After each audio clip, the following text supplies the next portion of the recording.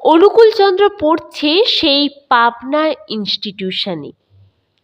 স্নান খাওয়া সেরে সকাল সকাল বেরিয়ে পড়তে হয়। পরীক্ষা ইত্যাদির সময় হতে একটু সময় রেখেই যেতে হয়। কিন্তু এ অবস্থায় সব সময় কি তা হয়ে ওঠে? যে নানান ঝঞ্ঝাটের সংসার! আজও যে দেরি হয়ে গেল।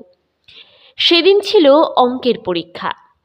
মা বললেন, এত দেরিতে যাচ্ছিস, আজ তুই অঙ্কের পরীক্ষা মোটেই পারবি নে।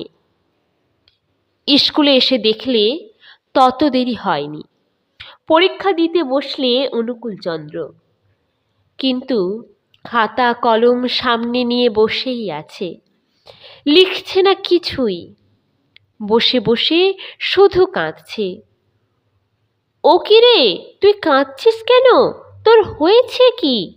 কোশ্চেন